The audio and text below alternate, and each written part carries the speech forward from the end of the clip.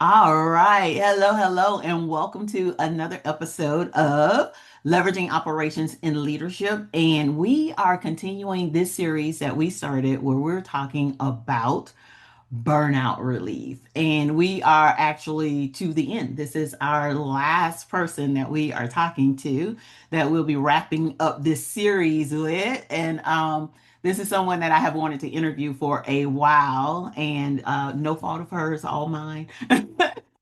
But we are here now. We are here now to talk about this topic that is really near and dear to my heart. So I want to make sure that we were able to give you different perspectives, and different input and different resources so you know where to go. Um, I'm going to have you introduce yourself to everyone. So you go ahead, Miss Arena. Well, thank you for having me, Tanya. I always love to talk about burnout, but I really love to talk to people that I know are passionate and are impactful and matter in my life as well. But as you said, my name is Erayna Sargent. I am a burnout relief strategist, so I help high achieving, ambitious professionals and their teams build systems of relief into the everyday ways that they work, live, and lead. This is not what I plan to do with my life, like at all. Never thought about it. I'm a classically trained brand marketer, so I actually started my career in workspace design, moved into consumer goods, moved into tech. I've worked at some of the world's biggest companies like Nestle. I've worked at early stage startups as well as creating my own company, Hooky Wellness. And in 2017, this part of my life started because I started to recognize what now I came to learn were symptoms and signs of burnout. And as I started to progress in my relief journey, I looked around and realized how like rampant it was in all conditions. And so I leveraged my MBA and my background experience in marketing and innovation to build Hooky Wellness, which is a professional development studio specializing in burnout education and relief. And I like to blend the tools of mental wellness and fuse it with design thinking so that people have true frameworks, digestible language, and iterative process to build relief into their lives, into the way that they need. And so I've had the opportunity since I started Hooky, really in 2020. I've worked with amazing companies, everything from Netflix, Microsoft, Estee Lauder, as well as Teach for America, the New Jersey Prevention Network. And so I also get to talk to these nonprofits and service-based organizations that are doing like ripple effect work and Mhm. really ensuring that they learn to take care of themselves along the way. So that is a snapshot. It has been a journey. I have had my experiences along the way, and I look forward to talking about them as well as what I've learned by working with all of these professionals across the years. Absolutely. So you hit on a couple of different points. So I want to thank you for that. So we have a couple of different directions that we could go. But what made you really say this is the work that I'm going to do? Like what was that pin in the just said this is it? Before I jump into that, can I say I gotta give you a props? Thank you for representing. I always love to see them in the wild. It's one of those little things that can create a ripple effect and start a lot of convos, which I know we can get into. But I just had to say that before I forgot. But when it comes to how did I get into this work, yeah, I kept burning out, and so what really cemented the need for me to work and try to work towards an impact in this space is my therapist put me on timeout. And she did this while I was in the midst of taking short term disability leave. There was a lot of lifing. I had hit a point where working harder was no longer working, is how I like to say it, but I had no idea what to do with it. And then I was also dealing with an aging, ailing father who was dealing with cancer. We were moving back and forth around the country because why not sprinkle that in there? And so I took leave. And in that first week, I went to therapy and she asked me how it was going. And I told her the truth that I was still working. I had like put down my daytime laptop and I picked up my like personal laptop as I was starting to think about entrepreneurship. And she said, that's not what we're here for. And so that was one big piece of it of like my own understanding of how hard it is to slow down or do things differently or Hmm. take a break even when you know that you need it. Hmm. And then that was compounded with on the other end, I at work people just bring me stuff. I hear people's life stories. I appreciate being a safe space. And so we were going to an offsite for work, and I was in the car with two coworkers, and one of them was talking about how she had the next day when we were coming back, she was like, I have that afternoon to myself. My son will be in school. My husband's out of town. I'm going to take care of myself. I'm going to get a massage. And so we spent like the ride talking about massages and self care and what she could do and blah, blah, blah, blah, blah.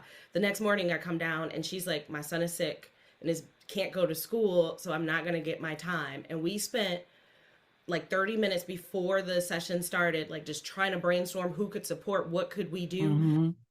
And then when we left, she was telling me like, "Thank you for talking, but I don't know what I'm gonna do." 3 hours later, I get a text and it's a picture of her saying, "I just went to this spa on my way home and got the most amazing massage," and like she fitted in before her day. And so Okay. those two paths together of like my own personal experience of how hard it is, and then being a source of support and relief, and then having people actually take care of themselves, those two things were like, you should do something here. So that's Yeah. really like how I started. And so over the years, the business has evolved. So the original business plan was actually physical space. And then 2020 and COVID had a lot to do with that. So continuing with evolution, that is how Hooky Wellness turned into the workshops, specialized programming, and relief centered support that I've been doing for organizations, teams, and community groups. Yeah. So you experienced burnout yourself, right? Yes, So listen, no judgment here because I've been through it more than once. So like, I judge all they definitely want want. to talk about like how do we stop this? But how do people define like how do you define burnout and how can people tell that this is even something that may be an issue for them? Absolutely. So people can judge all they want, but the stats have shown 85% of people deal with burnout on more than one instance or episode. It is a reoccurring, very situationally based experience. Okay. There are plenty of things that you can or shouldn't do to prevent, accelerate, mitigate, manage, prevent, but the environments in which we are in are not helping us at all. And some of them Mm, are a lot more burnout prone than others. But when it comes to the definition, the one that I love the most is burnout is the source of mental, physical, and emotional exhaustion brought on by chronic, unmanaged stress. I like that definition the most because it shows how all encompassing it is. It shows that what it's a result of. It shows that it is not a one and done. Because so often people equate burnout and stress as the same thing. And even stress alone isn't a zero sum game. There's actually a stress curve where it's everything from too little stress to too much stress. And that, mm. well, too little stress, optimal stress, which is a real thing, and then too much, which that turns into burnout cycle in itself. And so how you can start to see this, the signs, like it happens around emotional, mental, and cognitive, different spectrums. But one of the earliest warning signs is complete exhaustion, which honestly, who is not there right about now? Mm. Um, but this isn't just I need a nap. This is like I am feeling it in my bones, and no amount of sleep is helping me feel refueled. So Yes. it's deeper than just I need a nap. You're right. That's Uh, how I felt like. yeah, and that's how it starts. And it's one of those things you can ignore because you're like, I'm just tired. Uh, Mm, but if you're saying that every day or like yeah. less times a week, that's something to notice because feeling tired is actually a warning sign for a number of things, not just Yeah. burnout. So that is one of the biggest. Neglecting needs is another basic need. So not eating, not sleeping, not connecting, or speaking to people, pulling away from the things that replenish you or bring you joy are some of Mm, those early signs. Then you start to see in the later stages, you start to see people using things that can be recreationally fun, but using them more as a crutch or a way mm. to escape, Okay. and creating really unhealthy habits there.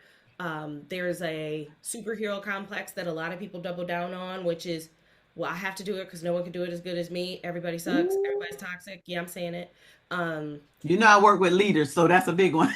Yes, everybody, like if you're saying every, like generally sweeping, unless there are times where that is the case. Yeah. But a lot, what we often see is people just keep adding on stress to themselves and it changes their projection onto others.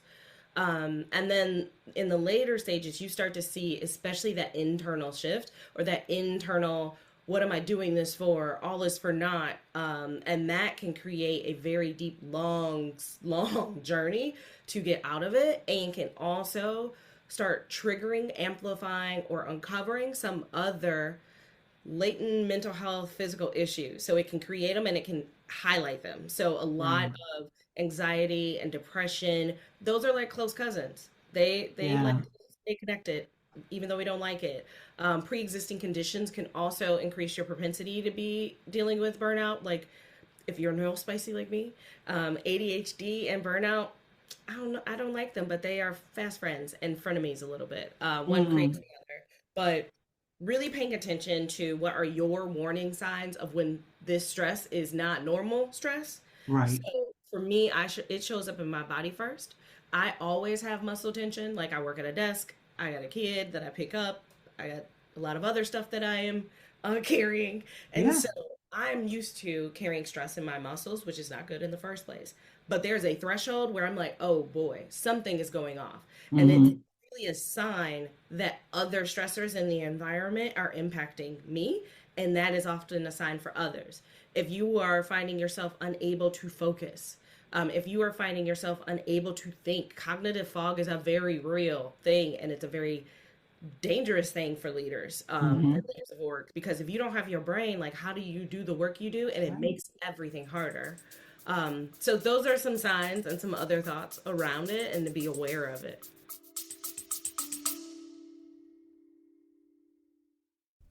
Before we continue, I want to invite you to pause for a minute. If you are a solo leader that is running a show now, but you know that can't last forever, this may be for you.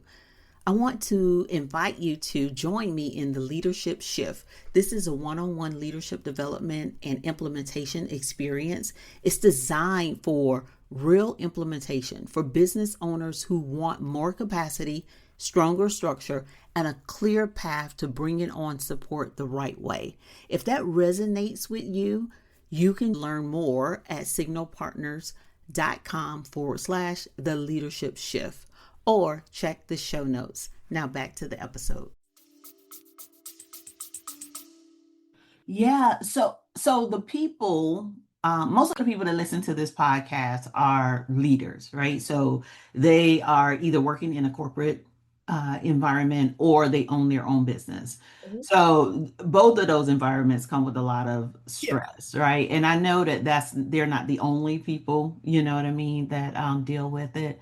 But I just want to say that when I look back, and usually it happens after you, for me, after I went through my second bout of burnout, not the first one, right? The second bout of burnout, I was able to look around and like, oh my God, I'm not the only one. Mhm. Like there's so many people. And what really did it for me was I had employees that were coming to me and were telling me some of the things that they were feeling that I felt. And I'm like, oh my gosh, like this is real. Mhm. It's not just a leadership thing. It's happening all around me. And then uh I started wearing this shirt out. I wore this shirt out a couple of times, and I just have to tell you, first of all, it's a conversation starter, right? Which tells me that there is a lot of people that are experiencing it because Yeah. it people are just drawn to this. But there were two conversations that really took me by surprise, right? And when I say out, I was in shopping. One was in Costco and one was in Publix. And this guy, he had on his, I don't remember where he worked, but he had on a uniform and he was like, that right there, that's it. Like he was like, and I'm like, what? Because I forgot. Like, what are we talking He was about? like, that shirt. He was like, oh my gosh, you know what I mean? And it let me know that first of all, people need to understand that they're not alone. Because I know when I did it, originally I thought that it was just me. It was something that I just experienced, that I caused. It was not something that was as prevalent as it was. But then I go to Publix, was shopping as a pleasure, and I'm shopping, and the lady was like, oh my god, she was like, your shirt, she was like, oh man, and she goes into telling me about her life, in Wow. the public's line.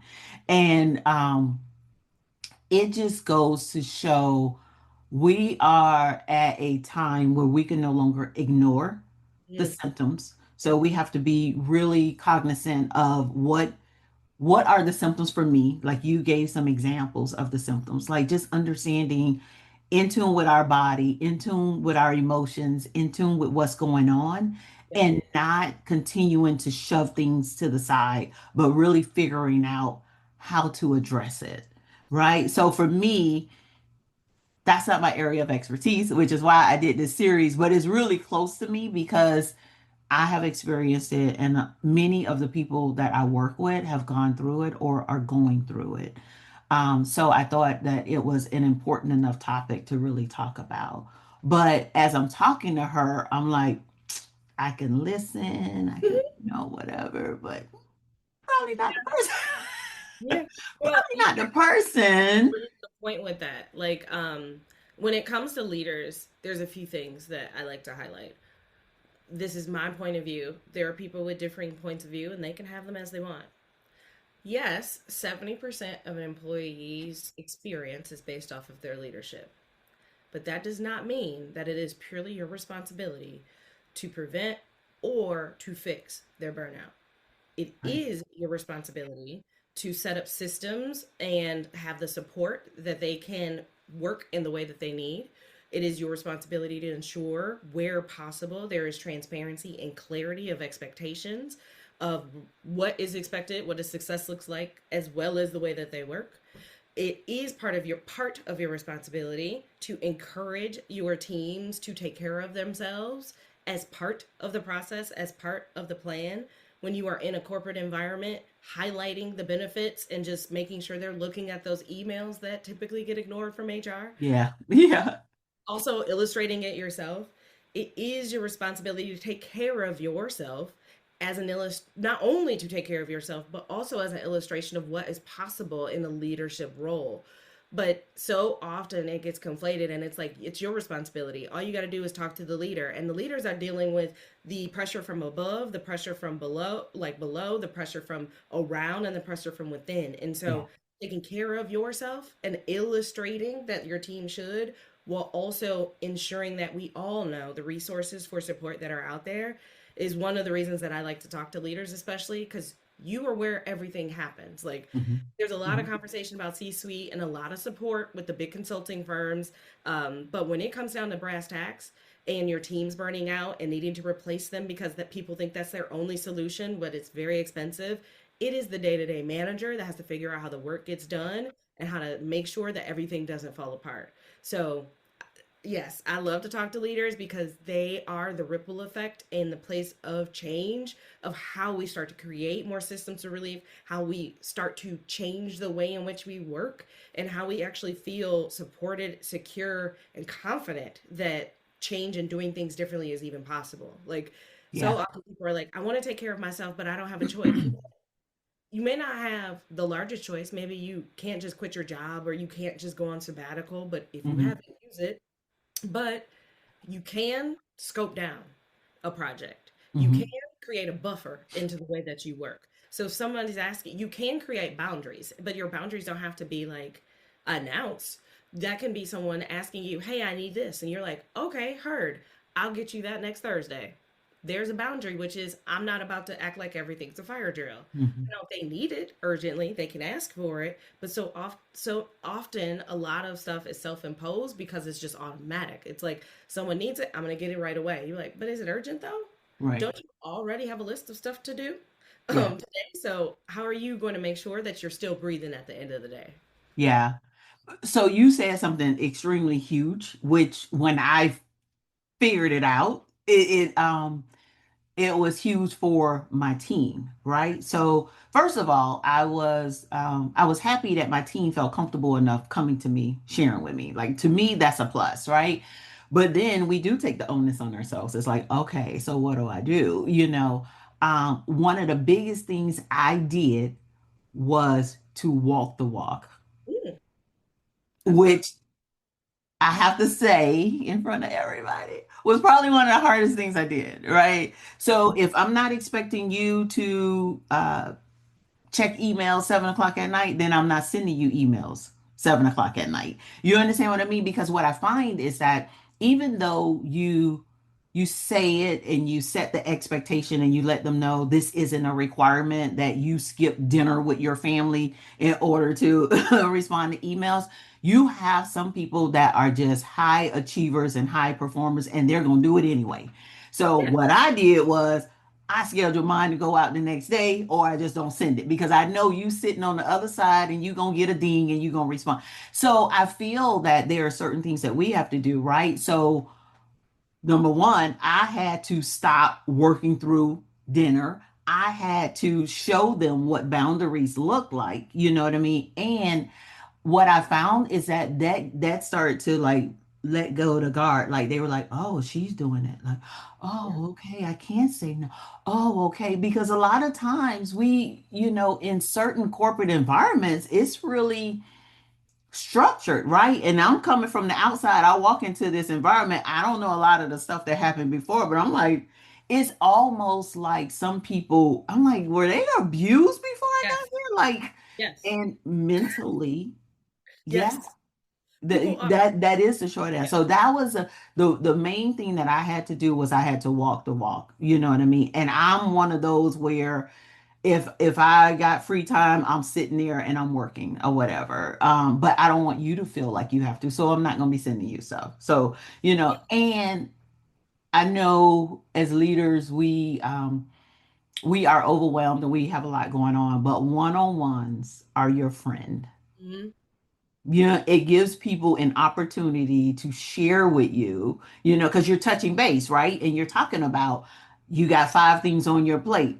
Here, how are you doing with that? Do you need some help? Do you need, you know what I mean? And being able to have those conversations and asking those questions, whereas some people Oh yeah. wouldn't tell you. You understand what I mean? And when I was in corporate, we didn't have like how you go to corporations and talk about burnout. That wasn't like a big thing. We hired consultants, but they came in and we were doing strategic planning and all of that stuff like that. We didn't have that. So for us as the leadership team, you know what I mean, if we didn't figure out how, and we weren't talking about it amongst ourselves, even though I had burned out, I wasn't sitting there having conversations with other leaders No. about, girl, About that. Like it's like if you talk about it, it seems like you're bragging about it, but it's not that. It's like how do we do something differently? But you had so the scheduling emails is a big thing that I recommend to people because I will admit, like I need to work when my brain is working. So sometimes that is at night, and if that is how it is, that doesn't mean that you have to pass it forward. So scheduling emails is a big one. yeah. Even if you don't schedule, which I do want people to schedule, you can tell your team, hey, this is how I work. And like, I go, and especially if you're doing that because you have another boundary. I come home and I'm with my family from this time to this time. So I am offline. So I pick up my laptop later. And if that is the case, sometimes you send them. But you can communicate that to people in a way that's Mhm. not like, that still is, I don't expect you to respond. This is just how I Exactly. need to get it out. But I do highly recommend scheduling where possible. The other thing I will just say is having some caution with the conversations that we have Mhm. because it is not your role to be a therapist, but it Right. is your role to support. And so I always find if my big thing is like how to detour people to support. So if Mhm. someone is opening up truly about some deep emotional stuff, you want to give them space to be heard, but you're not equipped to help them Nope. with that.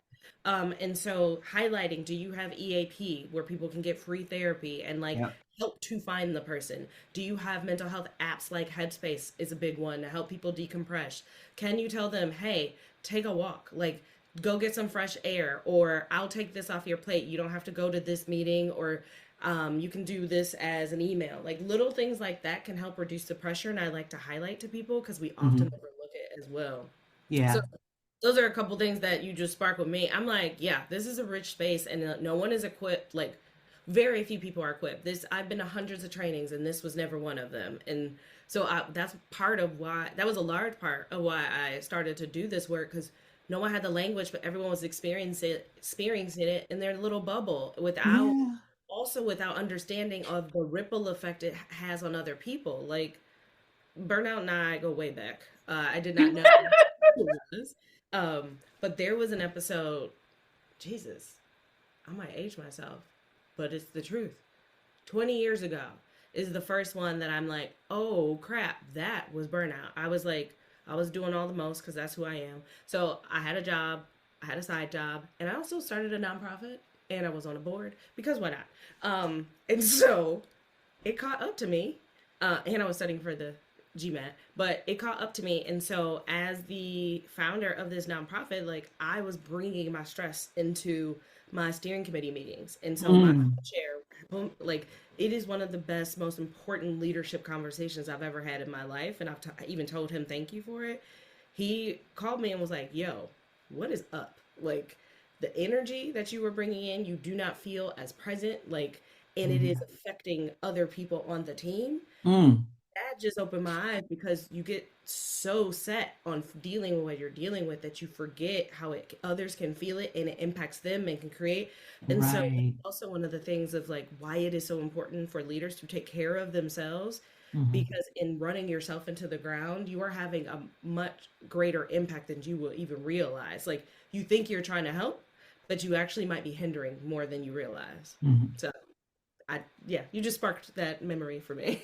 Oh my gosh. Yeah. No, I just remember those days. And now I'm working on the flip side where, in my business, when I work with leaders, and some of the things that they say, I'm like, but I'm making sure to let them know here are systems that we're putting in because we're talking about your capacity, your business, or whatever it is. Here's some other things that you may want to address outside of here because, like you said, we're not all equipped to handle certain conversations. And I want to make sure that people go where they can get the resources and what it is that they need so that they can move forward instead of me pretending that I know it all, right? Because I know my burnout, I know how it affected me, I know how it affects other leaders that I have worked with. It's not an area that I study.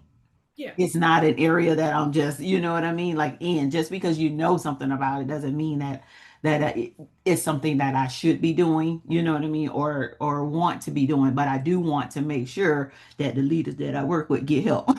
Yes. I So mean, you don't let's sit talk around with about white that. papers Okay. like me. You don't sit around reading all the white papers that come. No, no, no, no. Every now and then I come across an article, because I subscribe to the Harvard Review and I read. I'm like, oh, okay, but no, I leave that to the experts. Yeah. It is very multifaceted, which for me, I like to just learn from different spaces. So sometimes it is like HBS, sometimes it's mental health research, sometimes it's the National Institute of Health, sometimes it's the Global Institutes of Wellness. Like Mhm. it is truly like multidisciplinary, because Yeah, burnout can affect you in so many ways and can be driven in so many ways. And that is really a big, like, that's why I do what I do. And so, especially for leaders, like, you already got stuff to do. Like, you have to learn and then teach in that space. So, I created yeah, my Navigating Burnout program for teams and leaders, and it really helps people create the language and recognize the early warning signs of burnout or all the warning signs of burnout, building like your accountability squad, or your support network across mental health and wellness and professional. I'm all about building in enablement and what are the tools and the resources. And it's all about choice. So, understanding the tools of relief, both from a world of mental wellness, from a professional development, from an environmental standpoint, from a mindset, and like knowing what you have and then building the plan proactively. So, a big thing I'm about is hey, mm, look at your next quarter. Is this like a sprint? Or is this a more moderate pace? And then building the relief strategy within it. So, do you need extra support in this period? Do you need extra accountability in this period? Do you need to really tap into your relief levers, like the ways that you are going to offset the stress that you see coming?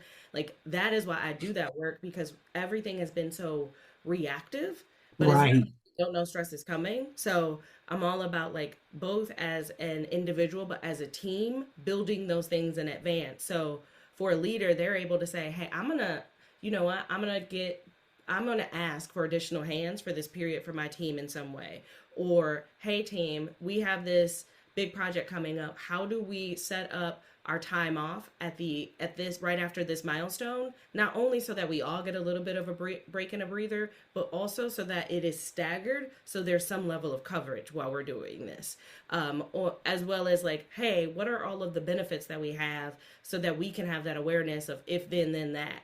I've even set up some with some of my clients, like creating their own accountability buddy system. So after our programming has like completed, how do they ensure that they keep doing these things? I love that. Not one and done, but it is a different way of thinking. But like we build strategies, but we don't, and plans, but we don't pay attention to how we're going to take care of ourselves. Like That's so true. violent. Like they're not just like, here's your plan. It's like, here's your stretch plan that we're gonna say is a stretch plan, but it's really your plan, and I expect for you to do it. But I'm not gonna give you any more resources. And oh yeah, we might have even cut them. Like you can't walk into that without Right, understanding and trying to prepare for the stress that comes. Like you can't just run away. So how are you right. gonna manage within? So yeah, I as you can tell, I get excited talking about this stuff. I'm like trying to help. So, Nothing's but I happening love it. now. And I really like where you talk about the accountability piece, right? And I feel that that's important Mhm. because one of the things that I ran into is like for myself the first time. And also, I see it in other leaders where they don't want to say no, Oh right? yeah, Or they don't want to institute boundaries because they feel like that may prompt a uncomfortable conversation. You know what I mean? And like you said, all boundaries don't have to be shared, but there are times you have to share your boundaries, yeah, right? If the expectation is X and you know that's outside of your boundary, then you have to have that conversation. yeah. So, are there tools, are there recommendations or things that you could do to kind of help people along in that area? Yeah. So I'm like, how real are we about to be? Um, Real. yeah, we're just gonna do it. That's what our conversations are for. So I have been doing some version of this work since the end of 2018. Okay. Some version. And how I recommend people take care of themselves has evolved throughout this time. 2020 through 2023, a lot more agency was we had the ability to practice a lot more agency within our working environments. We could try new things, we could push back, we could own our self-care in a different way. That was very positive and was actually showing up in the results of how people were getting being productive while also taking care of themselves. Now, I say a lot of the same things with some caveats because I am team keep your job if you need your job, Hmm. but I am also team take care of yourself and do Hmm. not sacrifice yourself. So it is Hmm. a little bit of a balance, but that is also why I'm big on like all boundaries don't need to be talked about. Like they don't need to know you're closing your laptop at 5:30. Your laptop is just closed at 5:30. You get to it in the morning. Now, you always have to have some call outs if there is something urgent that you know you need to get it done. Hmm.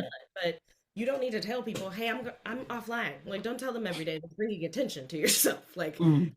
are potentially creating an issue because some organizations are not here for right now. They are not in favor of their employees.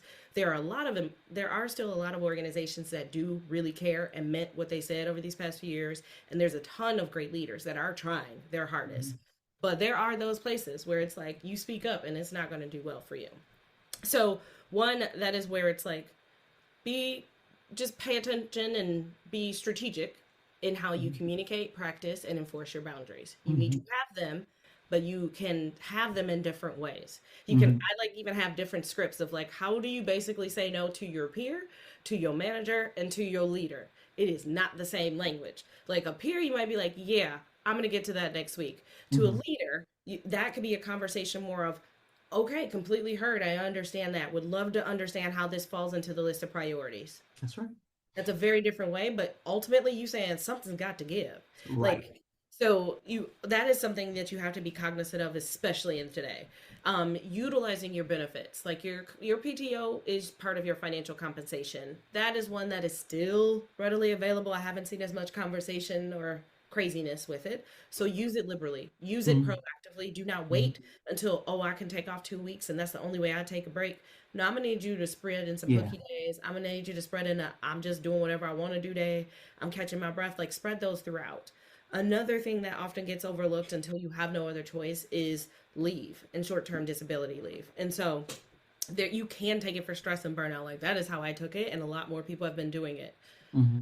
But let me tell you, it has been slightly alarming over the past 6 months to hear of organizations laying people off in the midst of leave, or people Mm. coming back from leave and automatically getting dinged, or being all of a sudden on the performance plan. So things of that nature. So if you are taking one, I still recommend these are tools and ways to manage your relief. And sometimes that's all you can do Right. is to take leave and take a break.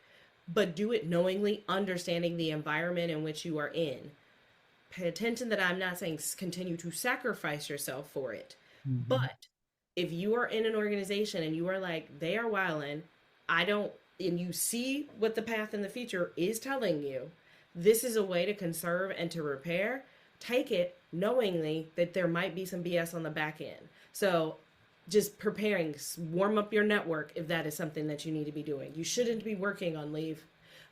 Just pay attention to the rules of it, but also be aware. Like if you have to pull that lever, just be cognizant of the impact that it can have and how your organization is managing that right now. Some are Mm-hmm. fine, some are still fine, but some are Mm-hmm. playing.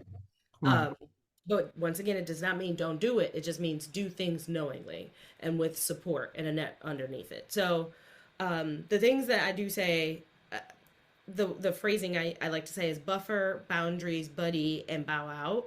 So your buffer is as simple as, hey, when you get timeline, or if you're creating timelines or you get requests, build in a buffer. So add another day or two to when Mm-hmm. you'll return it. That Mm-hmm. automatically gives you some breathing room. So Yeah. even if you feel confident you can get it done by Thursday, say Tuesday. And if they don't push back, you now have a space that if you need to push it till Tuesday, you can, but if you can get it done by Thursday, get it off your plate. So adding in buffers where you can. Also, like buffer can be your time off. So if you have a big project going and you see your you know when your milestone is, Mm-hmm. put in one of your days off like right after it. Right. Schedule your vacation after this crazy period. So that's how you can do the buffer. If you do the boundaries, I've spoken to that Mm-hmm. throughout this conversation, buddy. You're not supposed to do this by yourself. You're not creating the problems by yourself, Right. and you're not supposed to get out of it. So Right. personally, I am pro everybody deserves a therapist. So that is something that just have them on standby and Yeah. have that relationship before you're like dealing with burnout. But also, like from a wellness standpoint, who is going to help you go take care of your body? What kind of buddy can help you for a self care day? I am all for a hooky day that is all about self care. Like, that's the fun kind of accountability buddy. Yeah. The person that you can go to the vent and like let off some stress without being judged.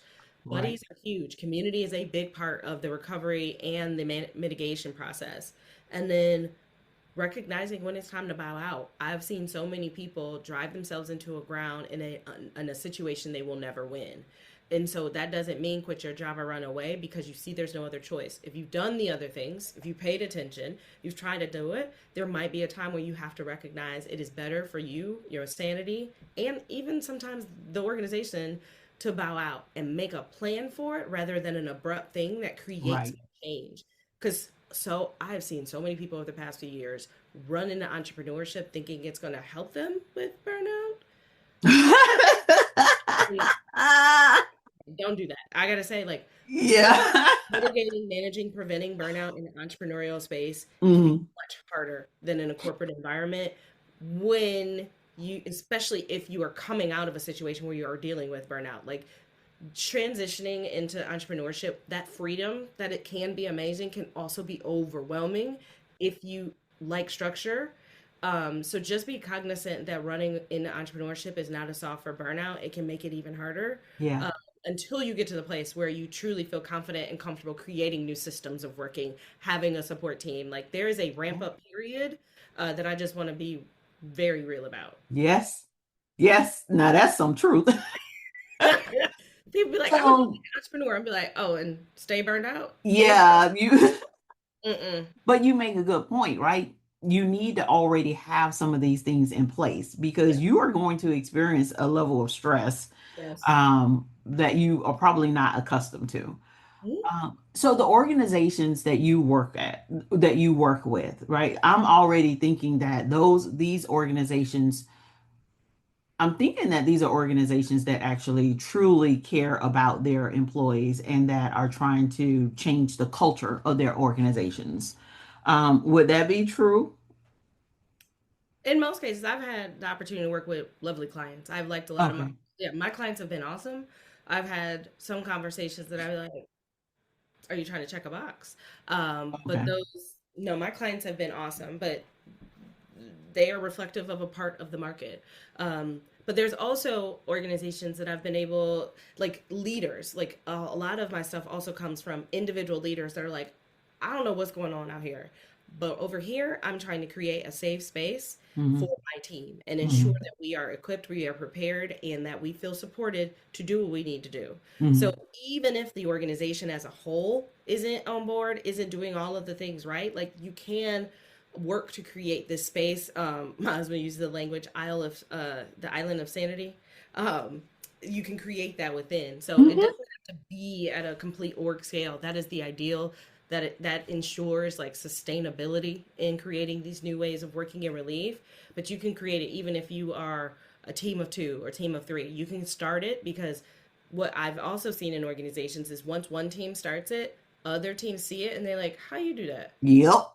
Yeah. So I even had a client that like they started scheduling quarterly hooky days as a team, and other teams were like, "Wait a minute, y'all like pre-plan time off and talk about it and like figure out how it's gonna work." Like they reallocate the workload for those periods of time. So yeah, it's one of those the little things that like everybody wants to do, but we don't feel empowered or know how to do it. Hmm.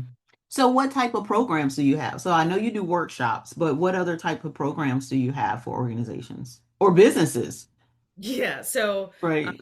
I do speaking engagements, so anything as entry as like a fireside chat if you just want to start a conversation and you don't want to have to be the one to do it. Uh, Mm, so I fireside chats is like. workshops that are multi-pronged or programmatic. So navigating burnout is a 10-week program that takes people through it and building their relief plan and understanding it while also giving leaders the language to support their team across.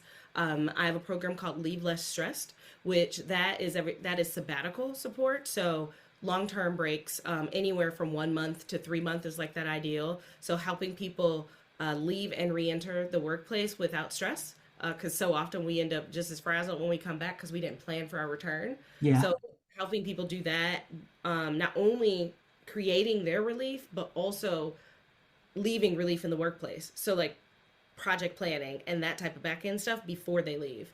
And then I've done some specialized programs. My favorite has been a Catch Your Breath, where I built a custom program for entrepreneurs in the city of Charlotte. And that was a multi-tiered event, a program that encompassed a three-part series of events all about mental wellness and support, as well as a cohort for entrepreneurs where we went through the Navigating Burnout program and they built their relief plans as part of their strat plans and Hmm. created their community of localized support. So I like to just make things relevant and real and actionable. I like to talk and help people educate and understand it, but then it's a matter of, yeah, how do I not just know better? How do I do better? Hmm. Yeah. And last but not least, if you just need everyday reminders, I have the Everybody versus Burnout shirt, and then my book, Go Love Yourself, which is an everyday reminder about burnout and the journey back to well through an illustrated storybook. So it Nice. doesn't have to be as hard as we make it sometimes, but it doesn't mean it's necessarily easy. And so I make the tools to make it a little bit more simple. Good. Yeah, because this is something that many of us could use. Yeah. So if you had to leave us with one, because I Ooh. know you have a lot of tips, right? You have shared a lot. There's a lot of tips. If you had to leave us just with one thought about anything, what would it be in terms of when we're talking about burnout? Ooh. Um, Honestly, it's a lot easier to beat burnout if you stay ahead of it. So just the idea of not waiting until it gets bad enough, which I can't tell you how many times I heard that as the reason they haven't started to get support. But Yeah. recovering from burnout can take weeks, months, and years. Like burnout can spiral into other things that can Hmm. have long term, lasting, and costly impacts. And so the thing is, you don't have to wait until you feel bad. You don't need to do something to earn taking care of yourself or to create boundaries or to start to use your voice in different ways or creating a accountability. Like, you need this today. If you live in 2026, Okay. you need this. And Yeah. so it's really about creating the systems of relief and like not viewing it as a negative to yourself, but truly like it's the part of the plan no one told us about. They just let us burn out and say it was your problem. So yeah, yeah, So that's true. the last thought I would say. But it's true. It is true. But I love your approach, right? Start doing something about it now. You Mhm. know what I mean? Start For implementing fun. things now, Yeah. because it's tough out here. That's all I got. Yeah. It's It's tough out here, and there is a lot going on. So, I talk to people from a leadership perspective, right? But that's only one part of people's lives. mhm. You know what I mean? So you have people that are leaders, and then they have, kids, they're caretakers, they have a business on the side, they got all these other things going, like kind of like how you've had in the past, right? So it's kind of a matter of how do I prevent myself from getting to that state, and allow myself to get some relief along the way Mhm. instead of waiting until because when you hit that, when I'll say this, when I hit that level of exhaustion, like you said, I could sleep. There was day I could sleep the whole day and still wake up and I'm tired. I'm just tired. You know what I mean? So you don't want to get to that point. Yeah, because you get to a point where all you can do is stop, but Yeah. life doesn't stop. And so then now you got this conflict of how do I stop? But when I can't stop, and you're like, well, if you would, the whole plan is adjust your pace so that you can catch your breath. Like think about it as running, which I still don't do, but there's a reason that there are sprints and different paces of a race. Like you need to Right. slow down if it's harder. Like if you're going uphill, you're going slower. But we don't function like that in our lives. So if you see, I call them accelerators. If you see accelerators in your life turning up, like if you're like me and like to just constantly move and restart, or if you have some family changes, if you have other life changes, if you have health issues, if you live in 2026 and you pay attention, like your bandwidth is affected by it, so that means what you can do with the remaining bandwidth is affected by it. So Hmm. just evolving based on what you have to give and then allowing yourself to do that, giving yourself permission to evolve and to change. Like if you don't take on that extra assignment or you don't raise your hand for this today, that doesn't mean that you're a failure. It doesn't mean that you won't ever be able to do that. Like just in this season, I'm gonna need you to sit down a little bit more. Like someone else can cover it and you can come back in a few months and pick up where you left off. But Right. giving yourself that space to breathe is the only way that you can do whatever is in your head to get done. Right. Right. I love that. I love that perspective, and I thank you for it. So before we wrap up, is there anything else that you want to share that's on your heart that you want to leave us with? Oh boy. Well, one, thank you again for having me on. I just want Absolutely. to reinforce you're not in the journey alone. Like burnout is something that impacts over 98% of professionals. So let's stop Ooh. acting like it's one person or just you. Being able to bring some conversation, some vocabulary and conversation, and even as simple as like highlighting something you did to take care of yourself or something you did not accept or do, that just illustrates for others what they're capable of. And Hmm. then I would love to be connected. So I am on LinkedIn. That is one of my main platforms right now. And Instagram, I'm Chill Sargent. And then if you are looking for support for yourself or your team, just give me a holler. Check out my sites and my links. And if there's something that I don't have that you're like, oh, girl, can you help me with this? Just shoot me a DM and we can talk. So whether you want support for your team or yourself, I'm here to help as a relief strategist because that's all we got in this in this day. I know that's right. Very nice. So I'm going to make sure for everyone that all of the links are in the show notes, so you'll be able to go to the show notes, and then we have a resource that you're going to provide for us, so people will be able to go head over and get that as well. Absolutely. So, definitely have access to the burnout quiz so you can get a quick assessment of where you might be in the journey, as well as some tools for what you can do about it. So, Oh, that's helpful. Yeah, somewhere we gotta have Oh, a place to start because it can get overwhelming. So, step one, that's figure out helpful. which one Oh, we're I on. like that. I'm gonna have to take that quiz, see where I am. All right. Thank you so much for joining me. This has been an awesome conversation. Thank you, everyone that has watched this series. And be sure to leave us messages, share any information with us, provide us with feedback. And again, I'm going to have all of Erayna's information in the show notes so you can head over and follow her and get additional information specifically about burnout. So, thank you so much. Thanks. Have a good All one. right.